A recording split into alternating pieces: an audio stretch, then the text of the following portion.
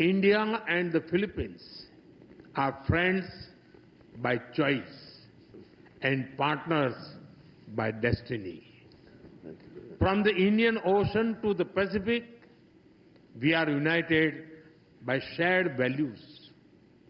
Our is not just a friendship of the past, it is a promise to the future. We welcome our new strategic partner, India, then a crown jewel for an empire, and now the key to unlock a free and open Indo Pacific. As two of Asia's biggest democracies with a deep historical linkage, the Philippines and India should transform our natural friendship into a robust and modern partnership.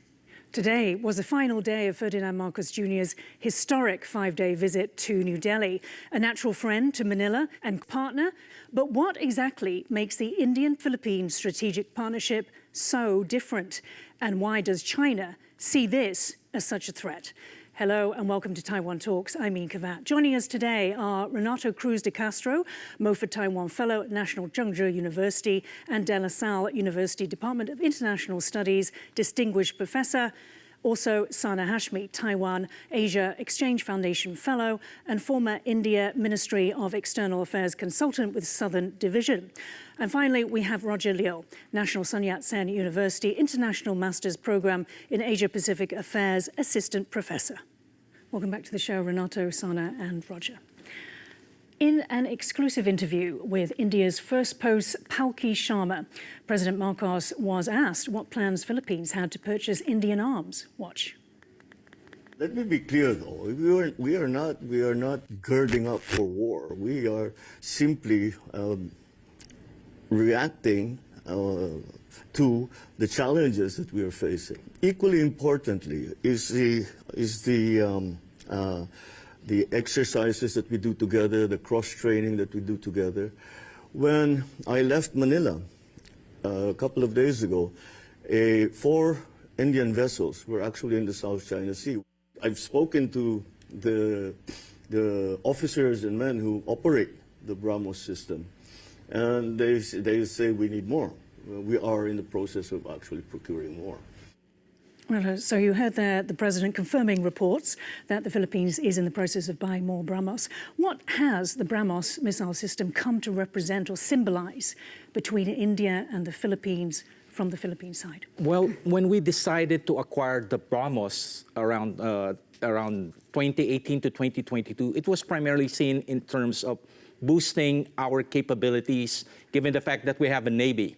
But right now, it has greater significance because we have adopted, as President Marcos mentioned in his speech, the comprehensive archipelagic defense concept, meaning we have to defend the entire archipelago.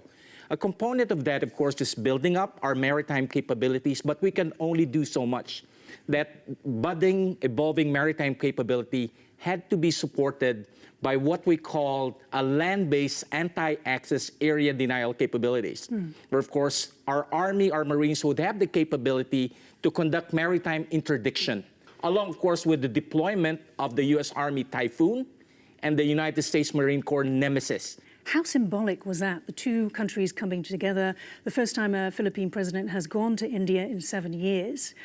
Was it symbolic, or actually was it more than that? It's symbolic, and of course there's also an element of substance. The development of, what President Marcos mentioned, we have, of course, our alliance with the United States, but we're also relying on other countries in terms of strategic partnerships.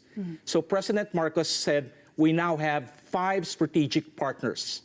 That's Japan, South Korea, Vietnam, and of course India and Australia. But if you look at the 5, actually India is the most powerful. You know, Japan, of course, has a powerful conventional military capability, but it simply doesn't have nuclear weapons, and of course it simply doesn't have that in terms of the population, and of course India's growing industrial base. So this is very significant because we are relying on an emergent Indo-Pacific power. Not just on the United States, but of course on the other side of the Indo-Pacific, and that is, of course, an emergent and highly confident India. Sana, how about for India? What do those, in particular the BrahMos purchases and also the Navy drills for the first time, what do they symbolize for India? In my view, I think, as in I would agree with Renato that, of course, every visit is symbolic. But I would quote President Marcos that it was remarkably productive. And, when it comes to the Philippines, India is not really neutral. India is generally neutral when it comes to other conflicts, but then India has explicitly endorsed the ruling in favor of the Philippines. So I think this also tells us that how India views the Philippines. So India, and even within the context of the Act East policy, Philippines is a very important country. So the visit that happened after 7 years was very important from the perspective of both India and the Philippines. But if we talk about the BrahMos, I think, of course, there are a number of factors. First is that India is trying to step up its military presence in the Southeast Asian region. And as President Marcos said, it's not about starting the war. It's about defending our sovereignty. It's about defending the water. And also just to improve the interoperability among partners. And I think throughout his speeches across all platforms, one thing he mentioned that we need to have more cooperation among like-minded countries. And that means that for the Philippines and for India, both of them are like-minded countries. But then we also have to accept here that even though it's for deterrence, even though it's there to defend in case of a war, there are shared concerns with respect to China, both for India as well as for the Philippines. So I think, of course, we don't have to see that there is any provocation, but perhaps in case of any eventuality, perhaps we should just have to see it as a way of preparation. And both the countries are coming together to perhaps make the region more peaceful and stable. So a clear message there from both India and the Philippines. Roger, what's your interpretation of, we had the sound bites at the beginning of the show, Modi's friends by choice, partners by destiny. I mean, Renato had touched on some of the, India is a nuclear power. It's the most powerful of those other 4 nations. It has a huge population. Well, I think if we trace back the development of the relationship between the Philippines and India, it is very interesting because, well, although India has announced its Look East policy since 1991, the Philippines actually is the farthest country among the ASEAN countries. Updated to Act East in 2014 by Narendra Modi, the Prime Minister. But if we consider this, actually, India in the recent years has been trying to reach out to the Philippines after all those tries to the more neighbor countries. And just like Sana has said, I would like to echo that partners by destiny actually means that India and the Philippines are facing the similar geopolitical challenges, which is China. The rising China need a counterbalance. And for the Philippines, India actually is a good candidate because, well, India is large enough to counter China in the region. Secondly, India has been more active and assertive of its presence in the South China Sea by sending out different destroyers and naval forces to there. In terms of, Roger, in terms of the message, just want to unpack that a little bit more. Does it go as far as India saying that it believes now the South China Sea or Southeast Asia's security also impacts its own, that it is in the international security interests of India itself? Yeah, South China Sea actually connects India and other Look East partners, such as South Korea, such as Japan, such as Taiwan and other countries. So a large chunk of maritime trade of India goes through South China Sea as well as Taiwan Strait. So India has to declare its presence over there. So of course, South China Sea has a significant strategic interest for India. And that actually has been confirmed by the former Foreign Secretary, Vijay Gokhale. Sana, two sides also discussed joint development of submarine infrastructure. What do we know about that? It wasn't in the joint statement. Was it about bases alone, or could it involve co-production? I think the negotiations have been on for some time, at least for a couple of months now, so it hasn't really been finalized. There's no formal agreement, so that's why it was not mentioned. But I think one thing we need to be very certain and sure about, even if we look at the deliverables and the joint statement, much of the focus of the visit was on furthering defense partnership, defense cooperation.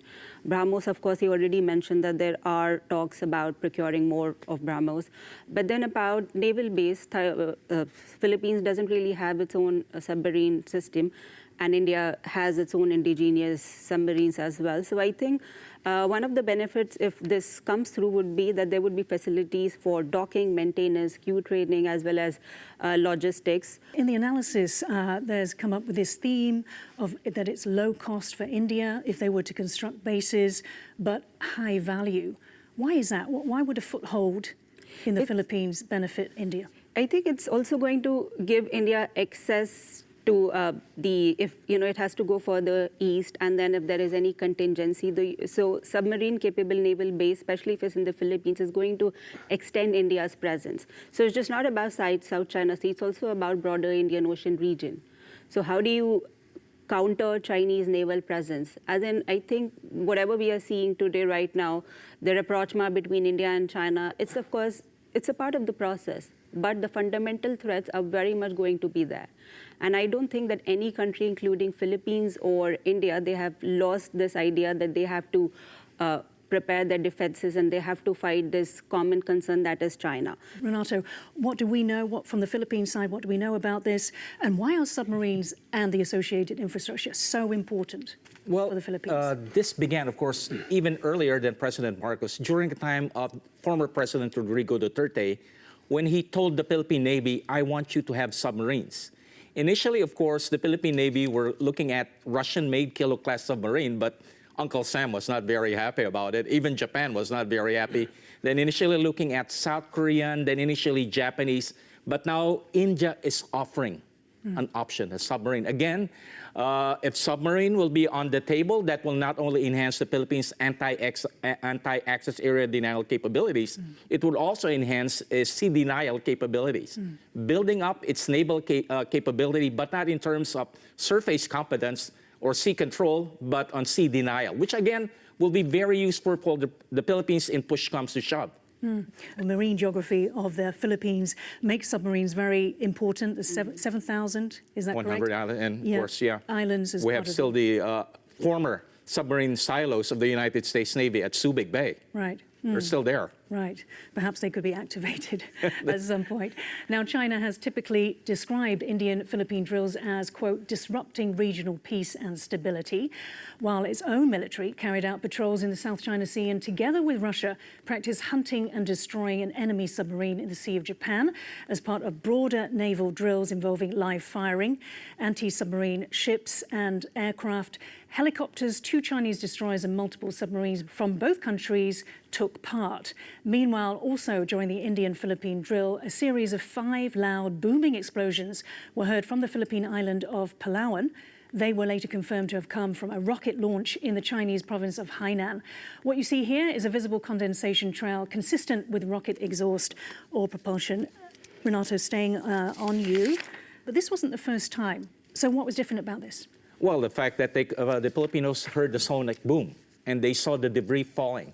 It might be an accident, but some Filipino analysts are saying, again, this needs to be proven, that it was actually intended. Basically telling us a signal, you are on the reach of our land-based missiles. So be wary. You're allowing the Americans to bring in the Typhoon, the Nemesis. Basically we have the capability to hit you. And we just showed it to you that, our missiles could reach as far as, the westernmost part of the Philippines, and that's Palawan. So you do see it as essentially a form of grey zone warfare? Yeah, I would call a two-edged signal. On the one hand, they could say, oh, it's an accident, but on the other hand, it's also a warning. Because it's very similar to what Admiral Samuel Papafro, the US Indo-PACOM commander, has said, is that Chinese exercises, drills around Taiwan are actually rehearsals and that they could switch to war at any point. Yes, because, in the past we have received that threats. You have the sister of the president, who's a senator, Senator Amy Marcos, who said he was told by the PLA that we are already on the target list of its missile system. So this will basically confirm what if the warning was indeed true, then they're sending us a message. See, we have the capability to do so. Roger, so we saw there that China was quick to criticize both Marcos's trip and the Indian-Philippine drills. of its own drills. Of course, it said that they were purely defensive, and Marcos has been clear that any of his moves in terms of security are in reaction to the challenges that he faces. Now, given neither the US nor a Western ally was involved in these drills, did you detect that Beijing's propaganda was different this time? Well, I think, if you ask Beijing about South China Sea, they will say that everything within the 9-dash line actually belongs to China. And although they have been changing their versions of naming the area, but all in all, they believe that this place actually is under their effective jurisdiction. So any third power, quote unquote, that try to interfere and enter this area will be pushed out, and you will see Beijing keep insisting that all the affairs between China, around South China Sea, along with other countries are actually bilateral events, and that should only be solved between China and the other party, but which is not right, because actually South China Sea is an international water, so the free rights of navigation actually has to be preserved, and all the great powers, including India, the United States, Japan, and all other countries should have the right to sail through these waters. And how about the usual trope, which is that the Philippines doesn't have agency and it is, basically working for the US? How did that work this time? Maybe I should ask Ronaldo. Well, also showing to China, we're not simply dependent on our alliance with the United States. We have security partners. We have security partners that are, of course, inside the region, that are capable and willing to provide us assistance. And that is, of course, you have Japan, you have South Korea, you have Vietnam, and of course, right now you have India. So again, it's a matter, as Prime Minister Modi emphasized, it's a matter of choice. It's not a matter of necessity. Of course, alliance is a matter of necessity, but our security partnership with India, as again, quoting Prime Minister Modi, it's a matter of friendship by choice, partnership in terms of destiny, not simply in terms of necessity. Yeah, a sovereign choice of both the Philippines and India. Sana, so on that theme, to what extent are India and Philippines hedging, could we say, against the US? India has been hit with 50% tariffs. I think there are 2 points about it. First, that I don't think that anything about this trip was anything to do with Trump, because there is a lot of bilateral engagement, respectively, that's happening from both India and Philippines side. So I do not really see that there is any hedging or there is any collaboration that is happening on the tariff front. But I think second part is that I would like to emphasize that, as President Marcos also said, that the disruptions and the tariff are actually telling us that we have to be self-reliant. We have to cooperate among the regional countries. But I think what both Philippines and India, they're trying to do is to perhaps lower down the tariff and also perhaps to manage the crisis. And the idea is perhaps to get the relationship with the US back on track. At least from the Indian side, that is the purpose. So I don't really see that as aimed at the US at all. US is also still considered a very important strategic partner for both the Philippines as well as India. So even though I feel the domestic perception about the US has changed in India, but the government is very much on the same track, that US is a strategic partner. What do you make of, this is very strategic, it's very clever, because we've got two countries, or the Philippines building ties with an Indo Pacific power that is not a US treaty ally. How significant is that?